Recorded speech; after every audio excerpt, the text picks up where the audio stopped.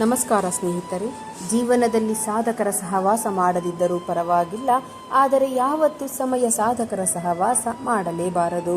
ಜೀವನದಲ್ಲಿ ಸಾಧನೆ ಇಲ್ಲದೆ ಸತ್ತರೆ ಸಾವಿಗೆ ಅವಮಾನ, ಆದರ್ಶ ಇಲ್ಲದೆ ಬದುಕಿದರೆ ಈ ಬದುಕಿಗೆ ಅವಮಾನ. ಸ್ನೇಹಿತರೆ, ಜೀವನದಲ್ಲಿ ಯಾವತ್ತೂ ಕಾಯುತ್ತಾ ಯೋಚಿಸುತ್ತಾ ಕಾಲವನ್ನು ಕಳೆಯಬೇಡಿ. ಏಕೆಂದರೆ ಬದುಕು ಯೋಚನೆಗಿಂತಲೂ ವೇಗವಾಗಿ ಸಾಗುತ್ತಿರುತ್ತದೆ. ಗೆದ್ದ ನಂತರ ನಿನ್ನ ಜೊತೆ ನಡೆಯುವವರಿಗಿಂತ ಗೆಲುವಿಗೋಸ್ಕರ ನಿನ್ನ ಹಿಂದೆ ನಡೆದವರನ್ನು ಎಂದಿಗೂ ಮರೆಯಬೇಡಿ. ನಮ್ಮ ತಪ್ಪನ್ನು ನಮ್ಮ ಹತ್ತಿರ ಹೇಳುವವನು ನಮ್ಮ ನಿಜವಾದ ಮಿತ್ರ. ನಮ್ಮ ತಪ್ಪನ್ನು ಇತರರ ಹತ್ತಿರ ಹೇಳಿ ನಮ್ಮನ್ನು ಗೇಲಿ ಮಾಡುವವನು ನಮ್ಮ ಮಿತ್ರನಾದರೂ ಸಹ ಅವನು ಶತ್ರುವಿಗೆ ಸಮ. ಈ ಜಗತ್ತಿನಲ್ಲಿ ಎಲ್ಲರನ್ನು ಒಂದೇ ಸಮನಾಗಿ ನೋಡುವುದು ಸಮಯ ಮಾತ್ರ. ಬಡವನಿಗೂ ಒಂದೇ, ಶ್ರೀಮಂತನಿಗೂ ಒಂದೇ. ಸಾಧನೆ ಸುಮ್ಮನೆ ಆಗುವುದಿಲ್ಲ. ಅದು ಏಳು ಬೀಳುಗಳ ಕಲ್ಲು ಮುಳ್ಳುಗಳ ರಹದಾರಿ. ಆ ದಾರಿಯಲ್ಲಿ ನಡೆಯಲು ಕಾಲುಗಳು ಗಟ್ಟಿ ಇದ್ದರೆ ಸಾಲದು, ಸಾಗುವ ಮನಸ್ಸಿರಬೇಕು.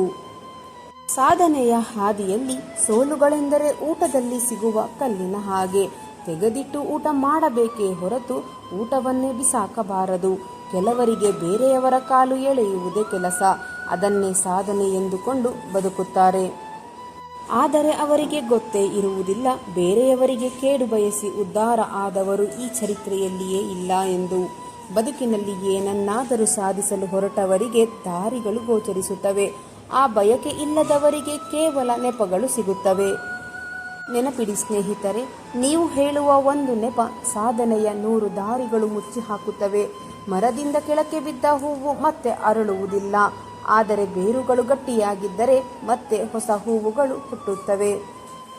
ಹಾಗೆಯೇ ನಮ್ಮ ಜೀವನದಲ್ಲಿ ಇಲ್ಲಿಯವರೆಗೆ ಏನನ್ನು ಕಳೆದುಕೊಂಡಿದ್ದೇವೆ ಎಂಬುವುದಕ್ಕಿಂತ ಇನ್ನು ಜೀವನದಲ್ಲಿ ಮುಂದೆ ಎಷ್ಟೊಂದು ಬೆಳೆಯಬೇಕಿದೆ ಎಂಬುದು ತುಂಬ ಮುಖ್ಯ.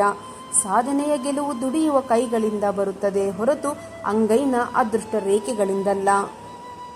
ಸಾಧಕರು ಯಾವತ್ತೂ ತಮ್ಮ ಬಗ್ಗೆ ತಾವೇ ಪರಿಚಯ ಮಾಡಿಕೊಳ್ಳುವುದಿಲ್ಲ. ಬದಲಾಗಿ ಸಾಧನೆ ಮಾಡುವುದರ ಮೂಲಕ ಅವರ ಸಾಧನೆಯೇ ಅವರನ್ನು ಎಲ್ಲರಿಗೂ ಪರಿಚಯಿಸುವ ಹಾಗೆ ಜ್ವಾಲಾಮುಖಿಯಾಗಿ ಹೊಮ್ಮುತ್ತಾರೆ. ಸಮಯಕ್ಕೆ ತಕ್ಕಂತೆ ಬಣ್ಣ ಬದಲಿಸುವವರ ಬಣ್ಣ ಇಂದಲ್ಲ ನಾಳೆ ಬದಲಾಗುವುದು. ಅವರ ನೈಜ ವ್ಯಕ್ತಿತ್ವ ಸಮಯ. ಸಾಧಕರಿಗೆ ಸಮಯವೇ ತಕ್ಕ ಉತ್ತರ ನೀಡುವುದು ನೆನಪಿರಲಿ. ಸಮಯ ಯಾರೊಬ್ಬರ ಸ್ವತ್ತು ಅಲ್ಲ. ಎಷ್ಟೇ ಸಂಬಂಧಿಕರು ಸ್ನೇಹಿತರು ಇದ್ದರೂ ಕೂಡ ಕೆಲವೊಂದು ಪರಿಸ್ಥಿತಿಯಲ್ಲಿ ನಾವು ಒಂಟಿ ಅನಿಸಿಬಿಡುತ್ತದೆ. ಅದಕ್ಕಾಗಿ ಎದೆಗುಂದದೆ ಜೀವನವನ್ನು ಬಂದಂತೆ ಸ್ವೀಕರಿಸಬೇಕು. ಜೀವನ ಸಾಗಿಸಲು ಬಹಳ ಹಣ ಬೇಕಾಗಿಲ್ಲ, ಆದರೆ ಬೇರೆಯವರನ್ನು ನೋಡಿ ಜೀವನ ಸಾಗಿಸಿದರೆ ಎಷ್ಟೇ ಹಣ ಇದ್ದರೂ ಸಾಕಾಗುವುದಿಲ್ಲ. ನಮ್ಮ ಬೆನ್ನ ಹಿಂದೆ ನಮ್ಮ ಬಗ್ಗೆ ಕೆಟ್ಟದಾಗಿ ಮಾತನಾಡುವ ಬಂಧುಗಳಿಗಿಂತ ಎದುರಲ್ಲಿ ಕಪಾಳಕ್ಕೆ ಹೊಡೆಯುವ ಶತ್ರುಗಳೇ ಉತ್ತಮ. ನೀವು ಮಾಡುತ್ತಿರುವ ಕೆಲಸ ನಿಮ್ಮ ಅಂತರಂಗದ ಆನಂದಕ್ಕೆ ಕಾರಣವಾದರೆ ಸಾಕು. ಬೇರೆಯವರನ್ನು ತೃಪ್ತಿಪಡಿಸುತ್ತಾ ಕೂರುವ ಅಗತ್ಯವಿಲ್ಲ. ಜೀವನದಲ್ಲಿ ಯಾವ ವ್ಯಕ್ತಿಯು ತನ್ನ ತಪ್ಪನ್ನು ತಿದ್ದಿಕೊಳ್ಳಲು ತಾನಾಗಿಯೇ ಹೋರಾಟ ಮಾಡುತ್ತಾನೋ ಅವನನ್ನು ಸೋಲಿಸಲು ಯಾರಿಂದಲೂ ಸಾಧ್ಯವಿಲ್ಲ.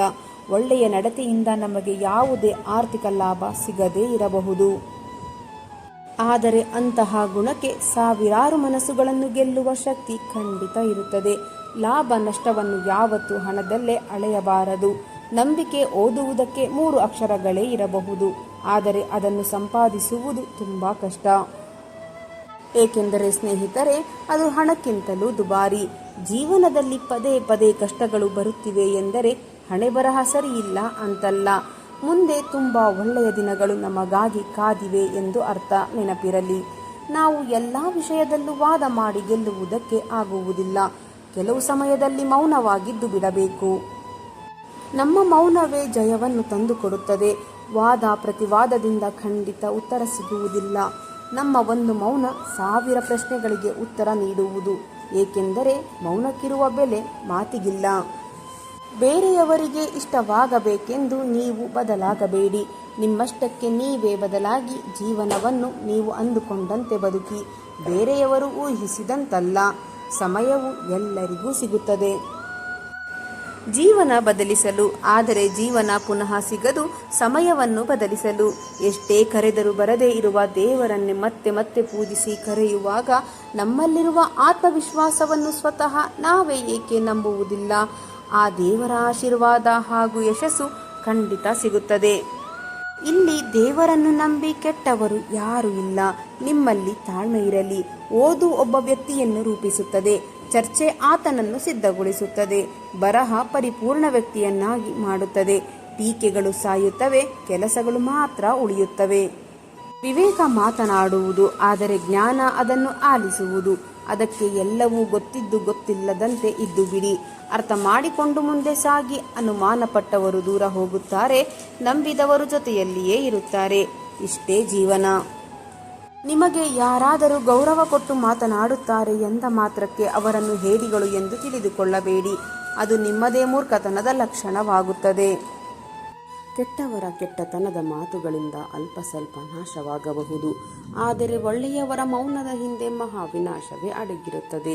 ಆ ವಿನಾಶ ಒಂದು ಸ್ಫೋಟಗೊಂಡಾಗ ತಿಳಿದವರ ಸರ್ವನಾಶ ಖಂಡಿತವಾಗುತ್ತದೆ. ಎಲ್ಲರೂ ನಮ್ಮವರು ಎನ್ನುವುದು ಭ್ರಮೆಯಾಗಿರುತ್ತದೆ. ನಾನು ನನ್ನದು ಎನ್ನಬೇಡ, ಅದು ಕೂಡ ಸ್ವಾರ್ಥವೇ ಆಗುತ್ತದೆ. ಎಲ್ಲರೂ ನಮ್ಮವರು ಎಂದು ಸಂಬಂಧಗಳೊಂದಿಗೆ ಬದುಕಬೇಡಿ. ನಿಮಗಾಗಿ ಯಾರೂ ಇಲ್ಲ, ಅದು ಮಾತ್ರ ಸತ್ಯ. ಯಾರಿಂದಲೋ ನಿಮ್ಮ ಮನಸ್ಸಿನ ನೆಮ್ಮದಿಯನ್ನು ಹಾಳಾಗುವುದಕ್ಕೆ ಬಿಡಬೇಡಿ. ಅಂತಹ ಪರಿಸ್ಥಿತಿಗಳು ಎದುರಾದಾಗ ಅವರೊಂದಿಗೆ ಜಗಳವಾಡಬೇಡಿ. ಸುಮ್ಮನೆ ದೂರವಿದ್ದು ಬಿಡಿ. ಕಾಲ ಎಲ್ಲವನ್ನು ಸರಿ ಮಾಡುತ್ತದೆ. ಜೀವನದಲ್ಲಿ ಆದಷ್ಟು ಸಂತೋಷವಾಗಿರಲು ಪ್ರಯತ್ನ ಮಾಡಿ, ಹಾಗೂ ನಿಮ್ಮ ಕೈಲಾದಷ್ಟು ಸಹಾಯವನ್ನು ಮಾಡಿ. ಏಕೆಂದರೆ ಇನ್ನು ನಿಮ್ಮ ಬಳಿ ಎಷ್ಟು ಸಮಯ ಉಳಿದಿದೆ ಎಂದು ಯಾರಿಗೂ ಗೊತ್ತಿಲ್ಲ. ಹಣ ಎಷ್ಟಿದ್ದರೆ ಏನು ಋಣ, ಇದ್ದಷ್ಟೇ ಇಲ್ಲಿ ಜೀವನ ಮಾಡುವುದಕ್ಕೆ ಸಾಧ್ಯ. ಅದನ್ನು ಮರೆಯಲೇಬೇಡಿ. ಎಲ್ಲರೂ ಇಲ್ಲಿಂದಲೇ ಹೊರಡಬೇಕು. ಕೊಂಬೆಯ ಮೇಲೆ ಕುಳಿತ ಹಕ್ಕಿ ಎಂದು ಕೊಂಬೆಯನ್ನು ನಂಬಿರುವುದಿಲ್ಲ.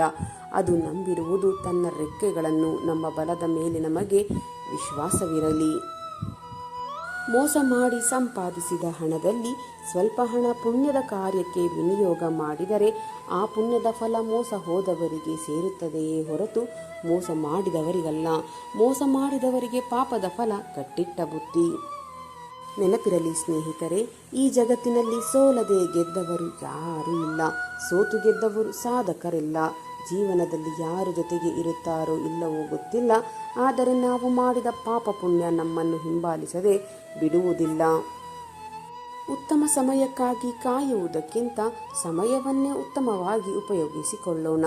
ಏಕೆಂದರೆ ಸಮಯ ಯಾರಲ್ಲೂ ಭೇದ ಭಾವ ಮಾಡುವುದಿಲ್ಲ. ಜೀವನದಲ್ಲಿ ಹಣವಿಲ್ಲದವರು ನಿಜವಾದ ಬಡವರಲ್ಲ, ಆದರೆ ಜೀವನದಲ್ಲಿ ಕನಸು ಹಾಗೂ ಗುರಿ ಇಲ್ಲದವರು ನಿಜವಾದ ಬಡವರು. ನಿಮ್ಮ ಹಿಂದೆ ನಿಂತು ಮಾತನಾಡುವವರ ಬಗ್ಗೆ ಚಿಂತೆ ಮಾಡಬೇಡಿ. ನೀವು ಅವರಿಗಿಂತ ಒಂದು ಹೆಜ್ಜೆ ಮುಂದೆ ಇದ್ದೀರಿ ಎಂದು ಹೆಮ್ಮೆಪಡಿ. ನೀವು ಕಳೆದುಕೊಂಡದ್ದರ ಬಗ್ಗೆಯೇ ಯೋಚಿಸಿ ದುಃಖ ಪಡುತ್ತಿರುವಾಗಲೇ ಭಗವಂತ ನೀವು ಕಳೆದುಕೊಂಡದ್ದನ್ನು ಮರೆಸಲು ಉತ್ತಮವಾದುದನ್ನು ಖಂಡಿತವಾಗಿ ಕೊಟ್ಟೇ ಕೊಡುತ್ತಾನೆ. ತಾಳ್ಮೆ ಇರಲಿ ಹಾಗೂ ಅವನ ಮೇಲೆ ನಂಬಿಕೆ ಇರಲಿ. ಬಟ್ಟೆ ಅಂಗಡಿಯಲ್ಲಿ ಒಬ್ಬರು ಇಷ್ಟ ಇಲ್ಲ ಎಂದು ಬಿಟ್ಟು ಹೋದ ಬಟ್ಟೆಗಳನ್ನು ಇನ್ನೊಬ್ಬರು ಬಹಳ ಇಷ್ಟದಿಂದ ತೆಗೆದುಕೊಳ್ಳುತ್ತಾರೆ. ಹಾಗೆಯೇ ಯಾರೂ ನಿನ್ನನ್ನು ತಿರಸ್ಕರಿಸಿದರೆಂದು ಬಾಧೆ ಪಡಬೇಡ. ನೀನು ಹೇಗೇ ಇದ್ದರೂ ನಿನ್ನನ್ನು ಇಷ್ಟಪಡುವವರು ಕೂಡ ತುಂಬ ಜನರು ಇರುತ್ತಾರೆ. ಅರಿತುಕೊಳ್ಳದ ಮನಸ್ಸುಗಳ ಮುಂದೆ ಎಷ್ಟೇ ಅರಚಿಕೊಂಡರೂ ಪ್ರಯೋಜನವಿಲ್ಲ. ನಮ್ಮನ್ನು ಅರಿತುಕೊಳ್ಳುವವರು ನಾವು ಮೌನವಾಗಿದ್ದರೂ ಅರಿತುಕೊಳ್ಳಬಲ್ಲರು. ತಪ್ಪು ಮಾಡಿದ ಮೇಲೆಯೂ ಅದನ್ನು ಒಪ್ಪದೆ ವಾದ ಮಾಡಿದರೆ ಅದು ತಪ್ಪಿನ ಮೇಲೆ ತಪ್ಪು ಮಾಡಿದಂತೆ. ಹೀಗೆಂದು ಮಾಡದಿರಿ. ನಕ್ಕರೆ ಅದೇ ಸ್ವರ್ಗವಂತೆ. ಹಾಗಾಗಿ ನಗುತ್ತಾ ನಗಿಸುತ್ತಾ ಪ್ರೀತಿಯನ್ನು ಸವಿಯುತ್ತಾ ಬಾಳೋಣ. ಬದುಕು ನಿಧಾನವಾಗಿ ಪಾಠ ಕಲಿಸುತ್ತದೆ. ನಿನ್ನತನವನ್ನು ಅಡವಿಟ್ಟು ಯಾರನ್ನು ನೀನು ಪ್ರೀತಿಸುವ ಅಗತ್ಯವಿಲ್ಲ. ಏಕೆಂದರೆ ಇಲ್ಲಿ ಯಾರು ಯಾರಿಗೂ ಅನಿವಾರ್ಯರಲ್ಲ. ಕಿಟಕಿಯ ಬಾಗಿಲು ತೆರೆಯಲು ಇಚ್ಛಿಸದವನು ಶುದ್ಧ ಗಾಳಿಯ ಬೆಳಕನ್ನು ನಿರೀಕ್ಷಿಸಬಾರದು. ಮನಸ್ಸು ಸಹ ಅಂತೆಯೇ. ಕರೆದುಕೊಂಡಷ್ಟು ವಿಚಾರಗಳು ನಮ್ಮದಾಗುತ್ತದೆ. ಸಾಗುವ ದಾರಿ ಚೆನ್ನಾಗಿದೆ ಎಂದು ಗುರಿಯನ್ನು ಮರೆಯಬಾರದು. ಹಾಗೆಯೇ ಗುರಿ ಚೆನ್ನಾಗಿದೆ ಎಂದು ಹೋಗುವ ದಾರಿಯನ್ನು ನಿರ್ಲಕ್ಷಿಸಬಾರದು. ಗುರಿ ಹಾಗೂ ಸಾಗುವ ದಾರಿ ಎರಡು ತುಂಬ ಮುಖ್ಯ. ಜೀವನದಲ್ಲಿ ಎಂತಹದ್ದೇ ಕಠಿಣ ಸಂದರ್ಭಗಳಲ್ಲೂ ಈ ಮೂರನ್ನು ತ್ಯಾಗ ಮಾಡಬೇಡಿ. ಒಂದು ಕುಟುಂಬ, ಎರಡು ಹೃದಯ ಮತ್ತು ಮೂರನೆಯದು ಘನತೆ. ನಿಮ್ಮನ್ನು ತುಳಿಯುವವರ ಪಾಲಿಗೆ ಮುಳ್ಳಾಗಿ, ನಿಮ್ಮೊಡನೆ ಕೈ ಜೋಡಿಸುವವರ ಪಾಲಿಗೆ ಮೊಗ್ಗಾಗಿ ಜೀವನದ ಪೈಪೋಟಿಯಲ್ಲಿ ನಮ್ಮತನ ಉಳಿಸಿಕೊಳ್ಳುವುದು ತುಂಬ ಮುಖ್ಯ. ಜೀವನದಲ್ಲಿ ಇತರರು ನಮ್ಮಂತೆಯೇ, ಅವರಿಗೂ ನೋವಾಗುತ್ತದೆ ಎಂಬ ಅರಿವುಳ್ಳವರು ಇತರರಿಗೆ ಯಾವುದೇ ಕಾರಣಕ್ಕೂ ನೋವು ನೀಡುವುದಿಲ್ಲ. ನೀವು ಇತರರನ್ನು ಎಷ್ಟು ಗೌರವಿಸುತ್ತೀರಿ ಎನ್ನುವುದರ ಮೇಲೆ ನಿಮ್ಮ ಗೌರವವು ನಿಂತಿದೆ. ಒಳ್ಳೆಯದನ್ನು ಕೊಟ್ಟಾಗ ಮಾತ್ರ ಒಳ್ಳೆಯದನ್ನು ಪಡೆಯಲು ಸಾಧ್ಯ. ಸ್ನೇಹ ಪ್ರೀತಿಯನ್ನು ಹಂಚುತ್ತಾ ಇತರರ ನೋವಿಗೆ ಸ್ಪಂದಿಸುತ್ತಾ ಸಾಗೋಣ. ಇದೇ ಸಾರ್ಥಕ ಬದುಕು. ಪ್ರತಿಯೊಂದು ಕಷ್ಟಗಳು ನಿಮ್ಮನ್ನು ನೋಯಿಸಬೇಕೆಂದು ಬರುವುದಿಲ್ಲ. ಕೆಲವು ನಿಮ್ಮ ನಿಜ ಸಾಮರ್ಥ್ಯವನ್ನು ತೋರಿಸಿಕೊಡಲು ಬರುತ್ತವೆ. ಜೀವನದಲ್ಲಿ ಯಾವಾಗಲೂ ಸನ್ಮಾರ್ಗದಲ್ಲಿ ನಡೆಯೋಣ. ಅದು ಇತರರಿಗೂ ಪ್ರೇರಣೆಯಾಗುವಂತೆ ನೋಡಿಕೊಳ್ಳೋಣ. ಕೆಲವರು ನಮ್ಮನ್ನು ಬಳಸಿಕೊಳ್ಳುತ್ತಾರೆ, ಕೆಲವರು ನಮ್ಮನ್ನು ಉಳಿಸಿಕೊಳ್ಳುತ್ತಾರೆ. ಬಳಸಿಕೊಂಡವರಿಗೆ ಲಾಭ ಸಿಗಬಹುದು, ಉಳಿಸಿಕೊಂಡವರಿಗೆ ಸಮಾಧಾನ ಸಿಗಬಹುದು. ಆದರೆ ಇವರಿಬ್ಬರಿಂದಲೂ ಬದುಕಿನ ಪಾಠ ಸಿಗುತ್ತದೆ. ದಡದಲ್ಲಿ ನಿಂತು ದಡ ನೋಡುತ್ತಿದ್ದರೆ ನೀವು ಅದನ್ನೆಂದೂ ದಾಟುವುದಿಲ್ಲ. ಒಳಗೆ ಇಳಿಯಲೇಬೇಕು, ಪ್ರಯತ್ನವಿರಬೇಕು. ಅಂದಾಗ ಮಾತ್ರ ಸಾಧ್ಯ. ಸಾಧಿಸಿಯೇ ತೀರುತ್ತೇನೆ ಎಂಬ ಛಲವಿದ್ದರೆ ಸಾಕು, ನೀವು ಅರ್ಧ ಗೆದ್ದಂತೆಯೇ. ಯಾವಾಗಲೂ ಒಳ್ಳೆಯ ಕೆಲಸಗಳನ್ನೇ ಮಾಡಿ, ಇತರರಿಗೂ ಒಳ್ಳೆಯದನ್ನೇ ಬಯಸಿ. ಆಗ ನಿಮಗೂ ಕೂಡ ಒಳ್ಳೆಯದೇ ಆಗುತ್ತದೆ. ಪ್ರತಿಫಲವನ್ನು ಬಯಸದೆ ಸಹಾಯ ಮಾಡುವ ಗುಣವೇ ಶ್ರೇಷ್ಠ. ಆ ಗುಣ ಹೊಂದಿರುವವರೇ ಶ್ರೇಷ್ಠರು. ಬದುಕಿನಲ್ಲಿ ಅಪಾಯಗಳನ್ನು ಎದುರಿಸುವುದರಿಂದ ನಷ್ಟವಿಲ್ಲ. ಗೆದ್ದರೆ ನಾಯಕನಾಗಬಹುದು, ಸೋತರೆ ಮಾರ್ಗದರ್ಶಕನಾಗಬಹುದು. ನೀವು ಬಯಸಿದ್ದನ್ನು ಸಾಧಿಸಲು ಕೆಲವೊಂದು ತ್ಯಾಗಗಳನ್ನು ಮಾಡಬೇಕು. ಇಲ್ಲದಿದ್ದರೆ ಬಯಕೆಗಳನ್ನೇ ತ್ಯಾಗ ಮಾಡಬೇಕಾಗುತ್ತದೆ. ಜಗತ್ತಿನ ಎದುರು ನೀವು ಮಹಾನ್ ವ್ಯಕ್ತಿ ಎನಿಸದಿದ್ದರೂ ಪರವಾಗಿಲ್ಲ, ಆದರೆ ನಮ್ಮ ಆತ್ಮಸಾಕ್ಷಿ ಎದುರು ನಾವೆಂದು ಸಣ್ಣವರಾಗಬಾರದು. ಜಗತ್ತಿಗೆ ಬೆಳಕು ತೋರಲು ನೀವು ದೀಪವಾಗದಿದ್ದರೂ ಪರವಾಗಿಲ್ಲ, ದೀಪದ ಬೆಳಕನ್ನು ಪ್ರತಿಫಲಿಸುವ ಕನ್ನಡಿಯಾದರೂ ಆಗಿ. ಜೀವನದಲ್ಲಿ ಸಹನೆ ಹಾಗೂ ಸೌಜನ್ಯಗಳಿಗೆ ವ್ಯರ್ಥವೇನೂ ಇಲ್ಲ, ಆದರೆ ಅವುಗಳಿಂದ ನೀವು ಜೀವನದಲ್ಲಿ ಎಲ್ಲವನ್ನು ಪಡೆಯಬಹುದು. ಜಗತ್ತಿನಲ್ಲಿ ಯಾರನ್ನು ಬೇಕಾದರೂ ಸೋಲಿಸಬಹುದು, ಆದರೆ ಸೋಲಿನಲ್ಲಿ ನಗುವವರನ್ನು ಮಣಿಸಲು ಅಸಾಧ್ಯ. ನಿಮ್ಮ ಬದುಕು ರೂಪಿಸುವುದು ನಿಮ್ಮ ಕೈಯಲ್ಲಿದೆ. ಆ ಕಲ್ಲುಗಳಿಂದ ಗೋಡೆ ಕಟ್ಟುತ್ತೀರೋ ಅಥವಾ ಸೇತುವೆ ನಿರ್ಮಿಸುತ್ತೀರೋ ನಿಮಗೆ ಬಿಟ್ಟಿದ್ದು. ಯಾವುದನ್ನು ಬಯಸಬೇಡಿ. ನಮ್ಮನ್ನು ದುಃಖಕ್ಕೊಳಪಡಿಸುವ ಎಲ್ಲ ಕಷ್ಟಗಳಿಗೂ ಆಸೆಯೇ ಕಾರಣ. ನಮ್ಮ ಆಲೋಚನೆಗಳೇ ನಮ್ಮನ್ನು ರೂಪಿಸುತ್ತವೆ. ಆದ್ದರಿಂದ ಏನನ್ನು ಯೋಚಿಸುತ್ತೀರೋ ಅದರ ಬಗ್ಗೆ ಎಚ್ಚರದಿಂದಿರಿ.